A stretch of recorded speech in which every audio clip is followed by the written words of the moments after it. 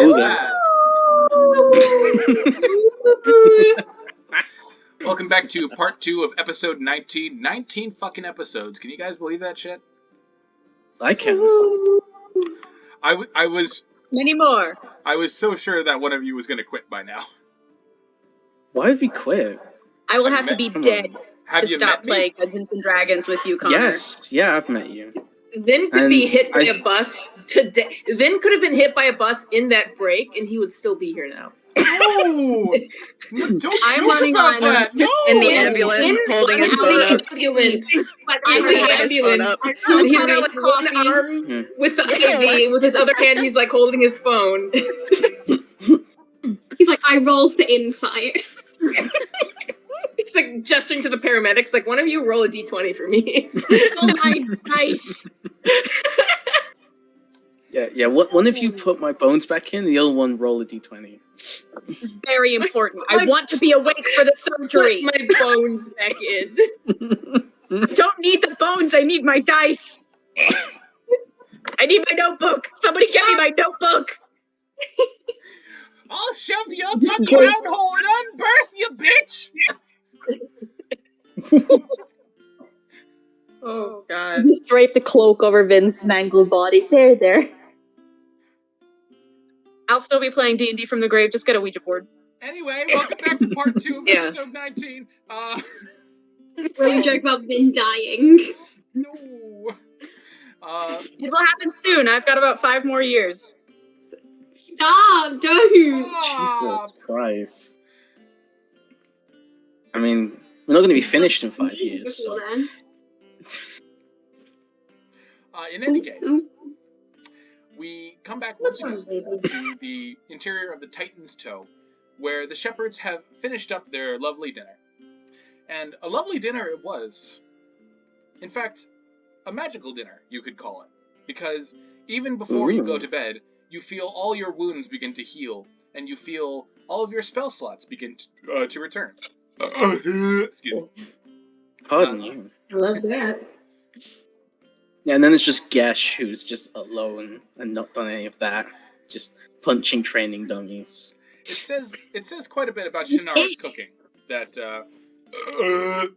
that you are able to Yeah. Is that what it says? rejuvenate yourself. I'm sorry, burping is like a full body problem for me right now. I'm not sure Is what's that going pizza? on.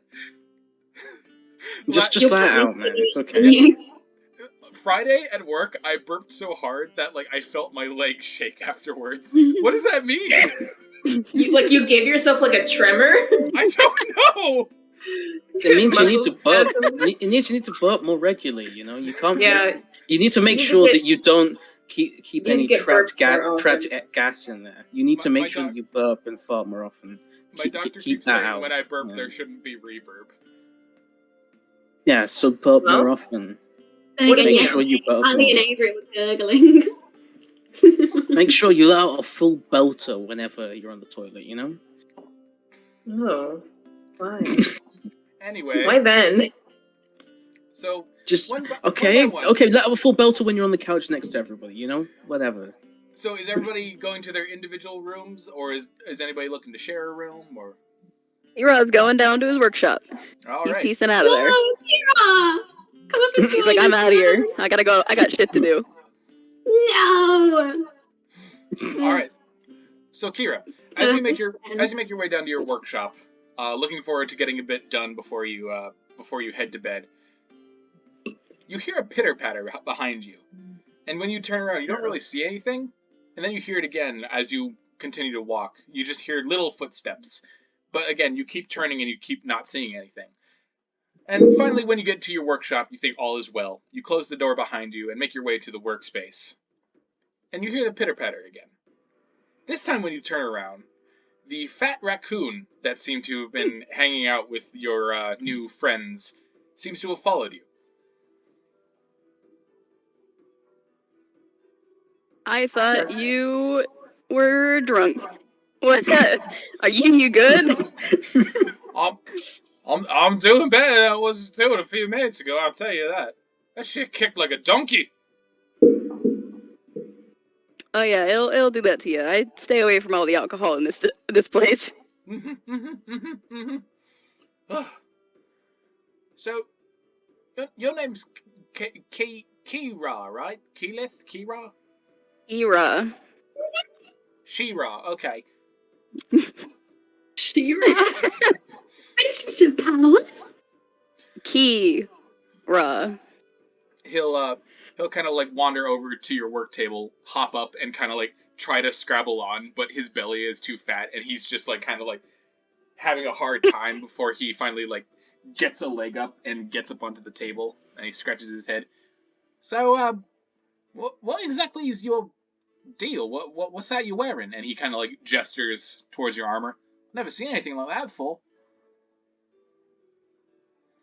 This is my pride and joy. I've been working on this for years now. Is it just a suit of armor? It is a suit of armor, but it has magical properties. Do you want to describe what Kira's wearing, or? Oh man, you want me to describe that? I can go into art for a picture if you want. Yeah. Okay. I was gonna say, just bring up a picture. It's a lot. Here, I'll just post it in text so you don't have to scroll for it. I was gonna say, okay. Be careful, because there might be other things in there. Yeah, there's gotta be things in there. Right, yeah. Let me... Here we go. It's not Here he is. Eyes, anyways. Well, did you think we were monetized at any point? I was gonna say, I'm pretty sure in one of the channels he's naked, so... This is Kira's armor, as you can see. And as Princess kind of looks it up and down, he says, oh, I see, so bit of a tinkerer there, aren't you? You could say that, yeah. Alright, okay. And he kind of like taps his little raccoon fingers together. Do you think you could make me something like that? You want a suit of armor. Get him the drip. Well, I mean, can you keep a secret? I can, yes. I got people I need to keep an eye on, and I want to be around to keep an eye on. So, I don't want to be a liability, I guess. Plus the one with the green flame eyes, he keeps trying to blow me up, and he also wanted to eat me once. Once? He did almost kill him. I thought it was a joke at first, but I'm starting to think he literally thinks my name is Dinner.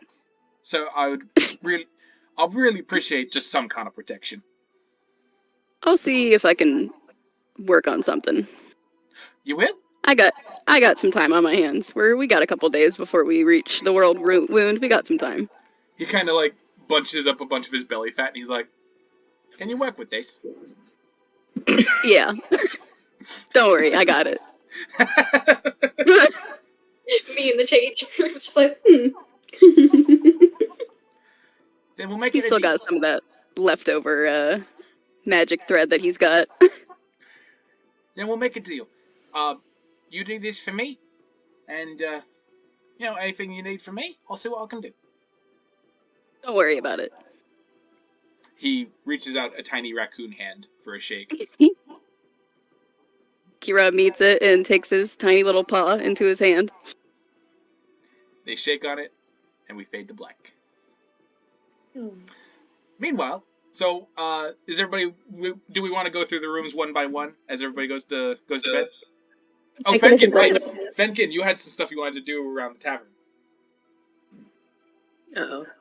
Oh no. Oh god. Oh M. Oh fuck. Oh M. Oh fuck. what you do? I don't like how much M is laughing. So as Kira and Gesh have left you guys at the table to finish up your meal, and as the afterglow of the delicious food that you've eaten is kind of like washing over you guys, Fenkin, drink has made you far more courageous than normal. Nice. And is Fenkin gonna get laid finally? Is that what's about to happen? I'm a dungeon master, not a miracle worker. Anyway. Stop being mean to Fenkin. What did he ever do to you? The punching bag of the group. With It's that in 'cause he's mind, pretty, isn't it? with that in mind, Fenkin, you hear a shouting from one of the tables, and as you look over, you see kind of like a wiry old man in kind of like fine clothing with an empty mug in his hand, and he's like banging it on the table every now and then, and he's clearly deep in the bottle for this guy. You hear him shout, "Where's the elf bitch? I'll need a fucking refill."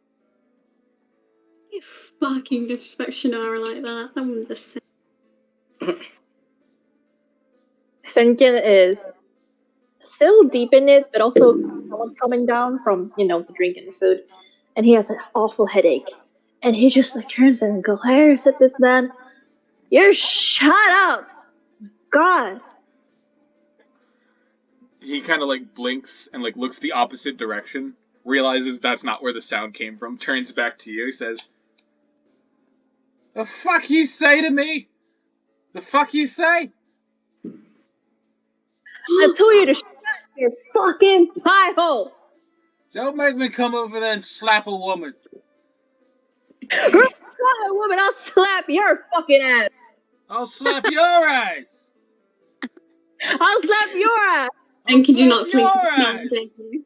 Slap your ass! I'll slap.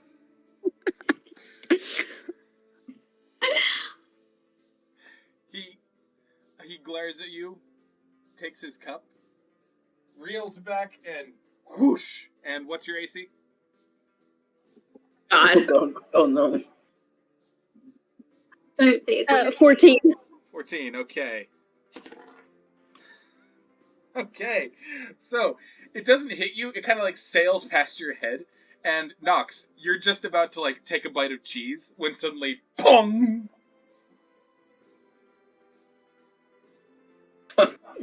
Nox? Huh? Sorry? The cup that he was drinking from sailed past Fenkin's head and like Have I been hit? Yeah, it knocked you in the head. Do I take damage? No. Why did you say that to me? I only have 29 hit points. You take 2. It's a cup. You're Okay. Now I have 27 hit points. She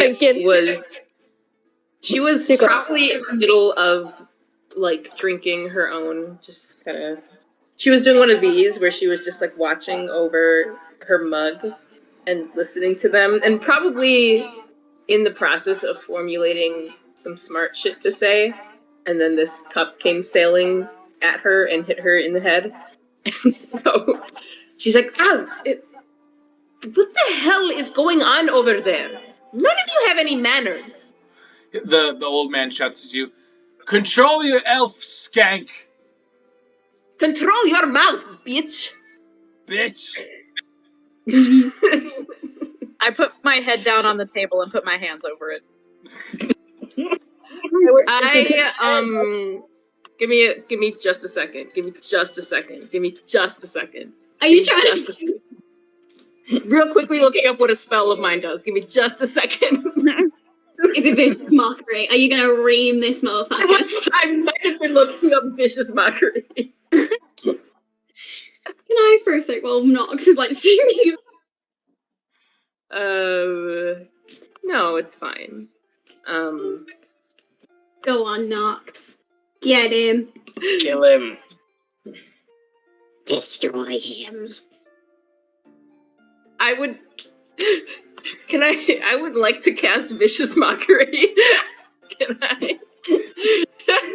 Sure, what does it do? If the target can hear you, it must succeed on a Wisdom saving throw, or he takes 1d4 psychic damage, and he has disadvantage if he makes an attack roll. All right, sure. What's your Wisdom save? What's on your character sheet? My spell DC? Yeah. 14. No. All right. Oh Yes. no. What are you saying to him with your vicious mockery? Yay. She still got her drink like this. She's like, so to imagine, she's like leaned back in her chair. She has like her feet up, and she's just like kind of hanging out like this. And then she gets hit, and she yells at him. And then she's just like, "Mind who you're speaking to, you limp-ticked, bald-headed nobody." All right. Roll your d4. Oh, it's my D4. You can do it now. We believe in you. I haven't used a D4 yet. This is the D4. 3. Okay, so the old man takes 3 psychic damage as he like brings a hand up to his chest. But at the table behind him, there's a goblin wearing hide armor and like a bandolier strapped across his chest with an axe kind of like across his back. And he like jumps up on the table and he says, "The fuck did you call me, you Tabaxi bitch?" Oh, God damn it. Nobody was talking to you, half pint. Sit down. And he jumps off the table, sails through the air, and lands on you, Nox, knocking you off your chair and onto the ground. Oh, I love it. Oh, it's very good. I get up and I start leaving. Fenkin calls this, by the way. Fenkin, Ozla, you watch his like little green fists just start to pow, pow, pow, pow, and Nox, you take 3 points of bludgeoning damage. Wow. Can I dive to try and knock the fucker off of her with my little tiny halfling body? Yeah, sure. Yeah, of course. I mean, you could have just used your new warhammer to smack him off. But... No, this is better. Knocked. Yeah, don't kill him. I'll have you roll a strength check. Oh God. Okay. What? Wait, what? Oh fuck! What? It's the one. No. Stop. Strength. Yeah, There we strength. go. Okay, there we go. Strength is the one that says STR. I know. It is 11. Okay. I think I just need. So, are you shouting anything as you like leap off of the table to go grapple this goblin? I'm shouting, "Mind your business, you fucking killer!"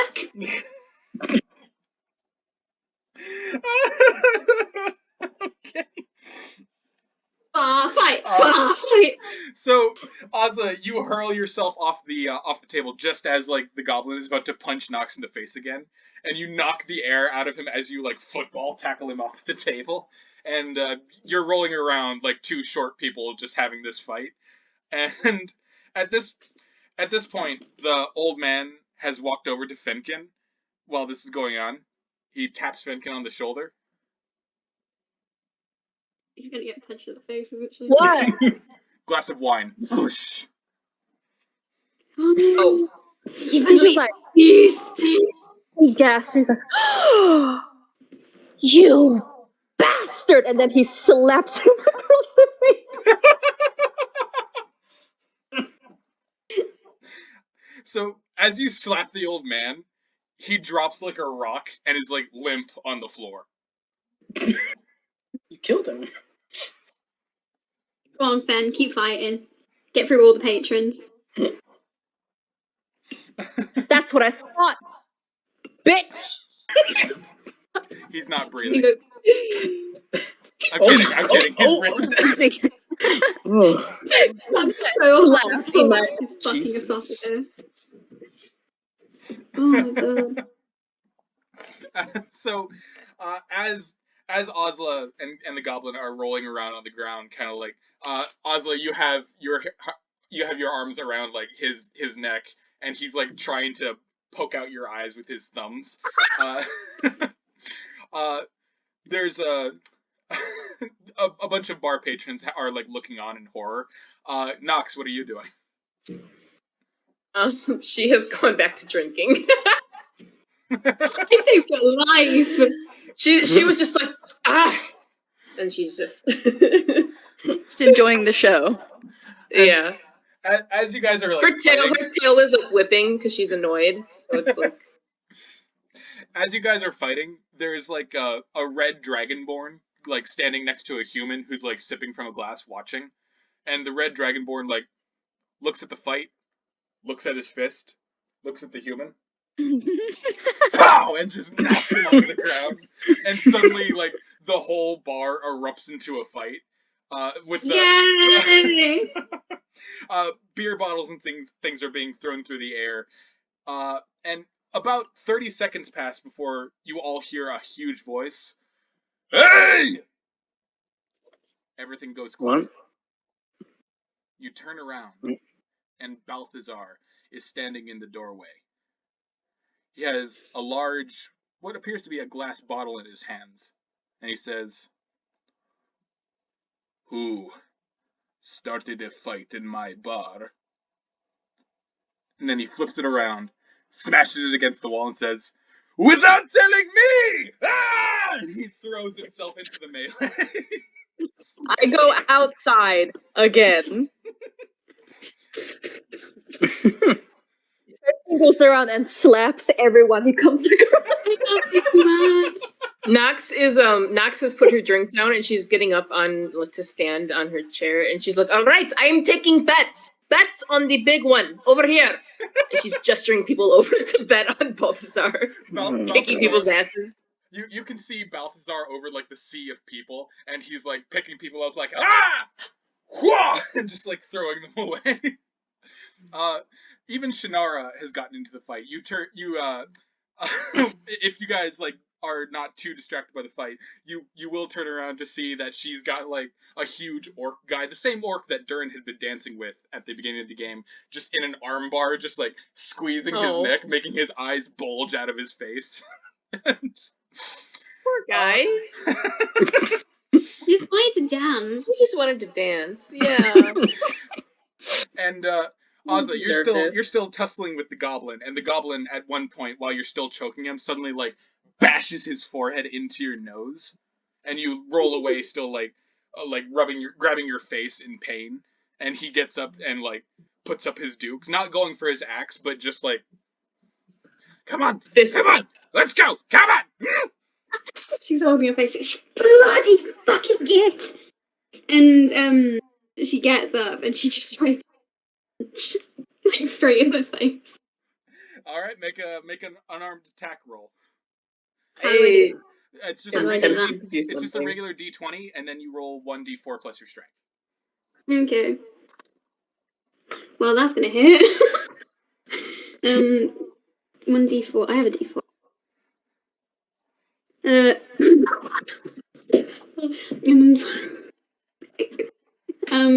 24. Damage? Okay. Oh, no, damage. Wait, no, it hit at 18. Okay. And then I rolled the d4 and my strength, and that was a 6. Because I got a natural 4. So how much damage are you dealing? I asked you to roll 1d4 for damage. Okay. Yeah, 6 because I added the strength. And 6. So your muscle. So adding it all. So your fists clench and pow! It's like a boxing match. You watch the goblin like twisting the air as your fist like collides with his chin, and he falls for a second, then gets back up and starts bouncing around again. He's like, "I'm too drunk to feel a damn thing, bitch!" She's gonna try and punch him again. All right. Before you do that, the red dragonborn from before, you see him like step behind the goblin, and he holds for a second a wooden chair, but by the end he's only holding like two legs as he like cracks it over the goblin's head, and the goblin drops like a stone. He nods at you, tosses you one of the legs to use as a club before like diving back into the melee. She catches it. She's like, yeah! I'm gonna win this fucking bar fight. You then bet on me not. God, I love bar fights. Fenkin, what are you doing, buddy? We know Nox is taking bets. We know Ozla's wrecking shop. We know Dhuur'in has just gone outside. Dhuur'in, I at some mentioned point, before he was going around. Dhuur'in, before you can actually get out the door, so, you feel something tugging on your robes, and you look down to see like an old gnome with a wiry mustache, like holding onto the hem of your robes. He's got a black eye and a bloody nose, and he's like, "Help me!" Before like somebody grabs his leg and like pulls him away, like, "No!" I like yanked my robe out from his hands and went, ugh, and just left. Damn. No compassion. All right. I'm busy. You would know about that, Gesh. So Fenkin, are you still like just going around slapping people? Yep. Anyone he finds slightly ugly, he will slap the shit out of. Okay. So everyone then? All right. Yeah. So Everyone except Dhuur'in. He finds Dhuur'in very handsome. So you're slapping, and you're slapping, and then suddenly you slap, and your hand really hurts.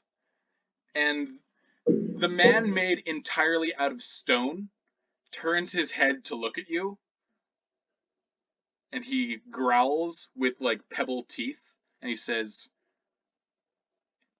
"You want to try that again?"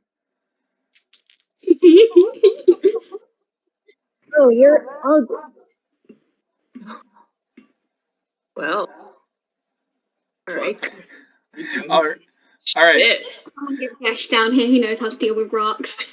So Fenkin, the last thing you remember before the world goes dark is him reaching out, grabbing your head, lifting you up, and then the floor approaching rapidly.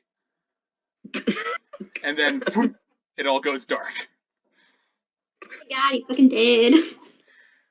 So and that's how Fenkin died. So an hour later, Ozla, you have defeated everybody that you've come across, while also taking about 15 points of damage. You're beating your buddy. You might have like a black eye that's like swollen outwards, and there might be blood pouring from your nose. And you can't really tell, but you feel like you're missing a molar in the back, maybe. Nox, from the bets that you've been taking, you've earned yourself about, we'll say, Jesus fucking Christ. Okay, 105 gold pieces. Damn. You rich bitch. Are you?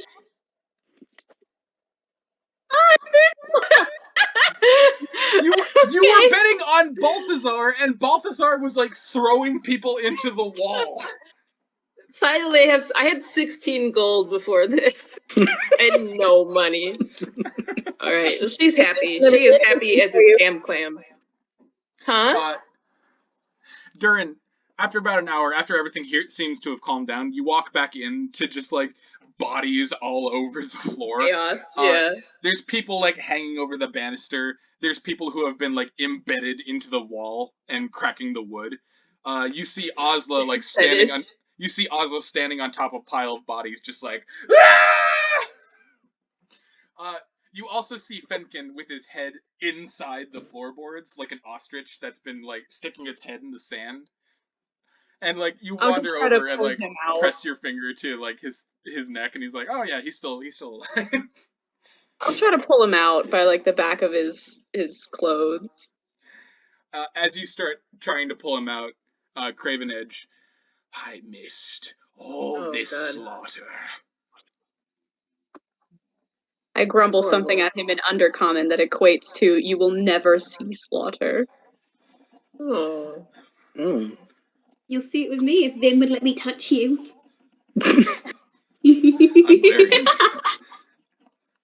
You hear like an indistinguished grumble as you finally like pull Fenkin out, and Fenkin don't look too good. You roll him over, and like there's splinters sticking out of his face. Nothing's been broken, but like he's definitely got several bruises. After all, he has been used to like nail in a floorboard at this point. I put my cold hand on the bruises on his face. Oh. and close his eyes. I'm assuming his eyes were probably already closed. Put some pennies for the boatman. Hang on, I'm gonna turn on my AC. I want you guys to tell me if you can hear it. Okay. I unplugged it. Hang on. Okay. The That's the opposite opposite of of you set turning out to on. do. Okay. You people have AC. Yeah, I've only got the window open, boy. Now. Is that too loud? Can you guys hear that at all? We No, can't you're hear good. it at all. Solid. Nope. All right. Fuck yeah. I'll start patting Fenkin's cheek to try to wake him up. He is out cold. He did. Oh my god, he fucking dead. I roll my eyes and I leave him there. As you like leave him on the floor, another hand reaches out to like grab your ankle, and you look down and it's the same gnome, but now both of his eyes are swollen, and he says, "Why didn't you help me?" I don't say anything to him. I yank my leg out from his fucking grasp and I go to find my room. Okay. The only Love conscious people in the room seems to be Balthasar and Shannara, who are like whistling to themselves as they help each other like carry bodies to a pile. And all the while, Balthasar is like flirting with his wife, telling her how strong she is, and she's just like, "Oh, you," while she throws another unconscious person onto the pile. Nox is also conscious and counting her winnings at the table. Absolutely. You were able to find a drunkard who was unconscious enough to like kind of like put his head on the table and like place coins as you count them. Mm-hmm. Yeah, she's looking very pleased with herself.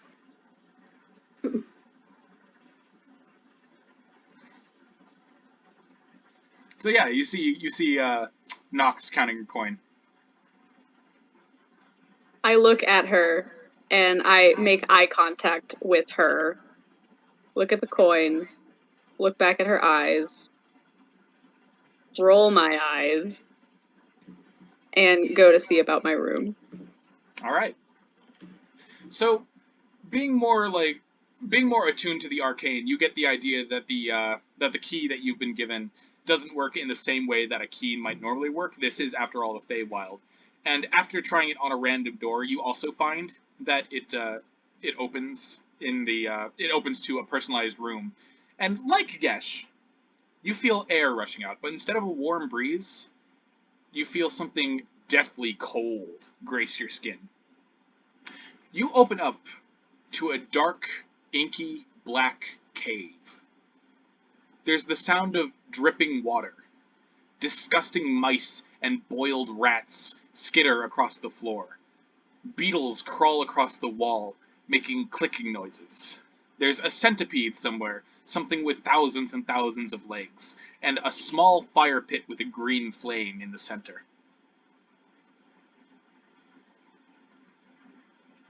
I take a deep breath. I shut the door behind me. And I go sit down at the fire. All right. And yeah, so that's your room. Nice. I will be using my trance ability instead of sleeping. Of course. All right. Mm. Fantastic. Fortunately for you, there's nothing other really dangerous here. Anything that, while you're in your trance, kind of sitting up and eyes closed, maybe a poisonous bug does make its way over, but like in a flash, your hand shoots out and. Oh my god! But yeah, is everybody else going to their rooms? Oh, Ones yeah. that are conscious. Yeah, I don't feel like Fenkin can really go anywhere. Those of us that can walk, yeah. Lincoln's just in the pile of bodies. Ozla, as you kind of like come down from your pile of conquered foes, Shannara is kind of like holding Fenkin like a baby, despite him being a fully grown man. She's like, "I'll see to it that he makes it to his room, darling. You get some rest now." Thank you, Is your tooth all right, because when you speak, this one sort of moves more than it should. Oh, all right. Okay. Oh, that's blood. Oh. If you got a napkin, I might be able to get rid of the bleeding. She, kind of setting Fenkin down gently, she takes a napkin from her breast pocket, kneels down with one hand on your shoulder, and like a mom, kind of like dabs your lip a little bit. She's like, oh, okay. Oh, when she pulls away, she goes, oh, thank you. Alright, so, a few teeth missing, but the rush of victory still well in your mind. You make your way to your room, Ozla. And as you push open the door that you have chosen, as your key unlocks the tumbler with a loud, brassy click, your door opens to the deck of a pirate ship.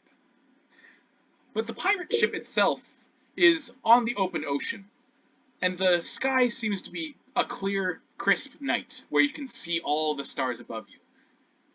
And while the ship itself looks like a normal ship, you step onto the deck and realize it is not a deck at all, but a massive mattress that encompasses the entire length of the deck, covered in a nest of pillows, silks, and blankets. Oh my god.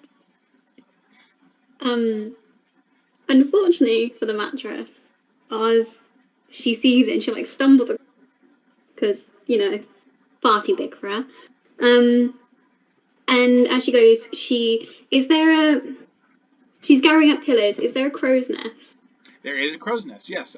In the center of the mattress, there's kind of like this large timber pole with what seems to be some kind of stepladder on built into it.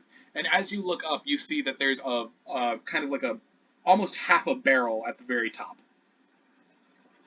She's gonna gather as many pillows as she can, and she's gonna try and climb her way up. All right. So climbing all the way up to the crow's nest, it's a more confined space, and there's not really a mattress there. In fact, you can't really lay down in it without like crouching down into the fetal position. But there are pillows and there are blankets, and there's a nice sway in the breeze as the crow's nest rocks with the rocking of the boat. And as you move one of the pillows, you find what appears to be a small green stuffed doll. It has 2 black buttons for eyes, and it wears felt clothing shaped like a blacksmith's apron. It sports a pair of goggles on its head, also made of felt. There's no mouth, but there are pointed green ears. You cheeky bastard, how dare you do this to me in my arrow. She doesn't see the Borgub doll immediately. But as she moves the pillows about, she does, and she just like hesitates when she's next to it, and she goes, fuck. And then as she gets like all the pillows, and then she like lays. You cut out there, Sophie, what? Yeah. As she gets all the pillows, she whispers like fuck under her breath, but then as she lies down, she cuddles the Borgub doll to her chest and goes to sleep. As you begin to drift off to sleep, with the doll cuddled close to you, you hear once again the voice of Pyre Mall. It says, in a thick dwarven accent, "You are worthy." And then, one last voice before you finally fall asleep. The voice of a lost friend. "You are worthy." Oh. Alright. And You're finally, a bitch. And finally, Nox. Yes. She spends her sweet time counting all of her coin, because she's very proud of herself for making a little bit. But she will after kind of getting it all counted, sorted, put away in her coin purse, she probably assumes that she can just put the key in somewhere. I don't think she would have had experience with a key like this, but she wasn't given any instructions, so she just has the key and she's like, well, fuck it. And she's You can assume that first- Shannara the first eventually door saw she you. sees. You can eventually assume that Shannara showed you how the key works, basically, and you were able to find your room. And as you pull the door open, the smell of strong spices hits your nose immediately. Ooh. Spices from a far and distant land as you step into what appears to be the room of a sultan, of a royal. The ground is covered in fine red carpeting. The walls are gold in color, shimmering in the candlelight. Magical candles float through the air, casting an orange glow across everything, illuminating perfectly the web of amazing silken tapestries that makes up the ceiling. There's not quite a bed per se, but there are a series of embroidered pillows along with silken blankets that kind of are scattered across the ground on sort of a raised platform. There's a bubbling pool of water beside it that seems to steam and smell of flowers and roses, with different spices and things sort of activating and floating throughout the water. And somewhere, you can't see any instruments playing, but somewhere in the distance you hear almost like, I don't know how to explain it, but have you guys ever heard like Middle Eastern string music? Mm-hmm. It's kind of like that.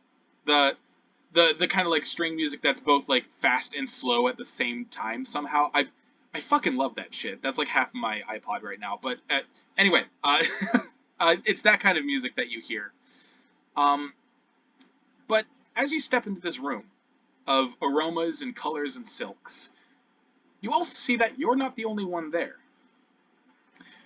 You make out what appears to be snow-white fur amongst the pillows. And as the door closes, a Tabaxi woman in a thin robe rolls over, blinking at you with blue eyes.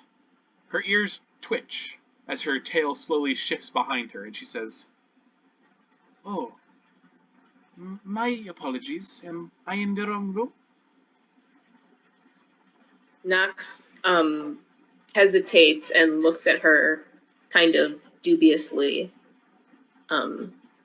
And she's still holding the key in her hand, so she kind of looks at it and then looks back at the woman and says, I might be. Who are you?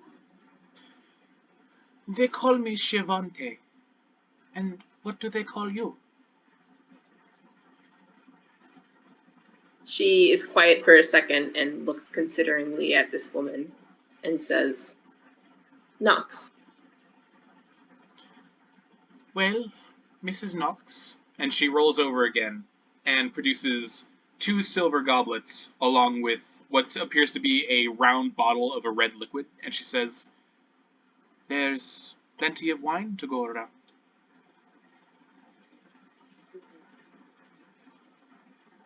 She kind of sighs a little bit in an almost resigned sort of way, and she walks over towards the bed. She's kind of got her pack on her shoulder that she sets down, and she takes a seat on the edge of the bed, kind of with like a, as if she's like settling down after a long day, and she says, forgive me, I don't mean to be rude, but I would prefer to keep my senses sharp right now. I understand completely. I do. And you feel a pair of hands rest on your shoulder as they begin to, like, massage. In that case, why don't you just tell me a story then? You seem to be a storyteller of a sort, and there's nothing I love more than a good story. And slowly one hand turns your face towards her, and she smiles. Perhaps more than I love a good story, I love the people who tell them. She squints a little bit and says, all Tabaxi are storytellers. I don't know why you would assume I am any more special than any other one. I have an eye for special things, Miss Knox. I do. And you, I think, are very special indeed.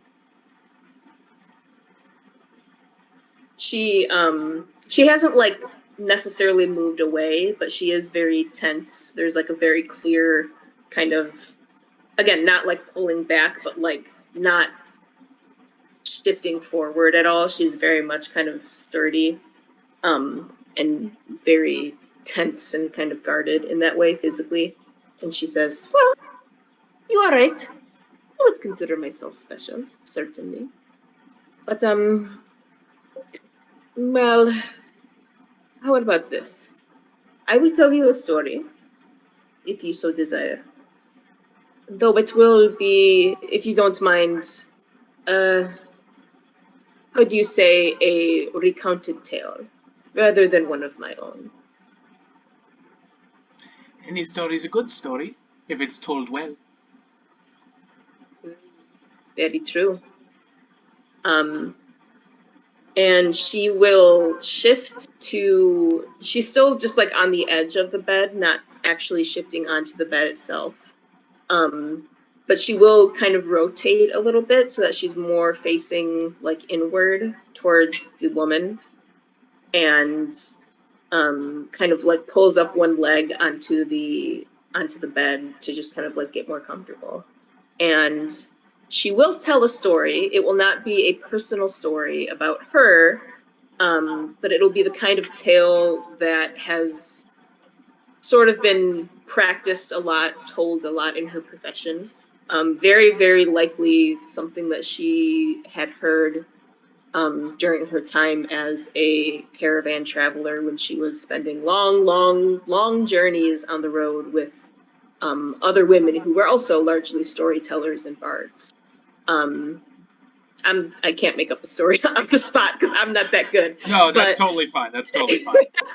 But you know, it's one of those where it's kind of like a fable more, you know, a short little kind of pointed story of magic and morals, that she kind of gives her own spin on, as she tends to do, and she kind of tends to make the characters a little bit more snarky and add a little bit more,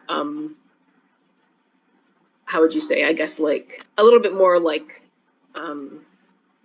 sharpness, you know, more of her own wit into the story than other versions that she might have heard, but she will tell her a tale. All right. As you're telling the story, Shivante kind of has her paws in her chin like this, sort of like resting on your knee, laying on her belly and listening intently. And by the end, she's fallen asleep, just sort of like very peacefully sleeping on your knee. And as the night fades away, imagine for a moment, if you will, the interior of the tavern. The stool upon which the mysterious stranger had been sitting, where Ozla had placed the coin.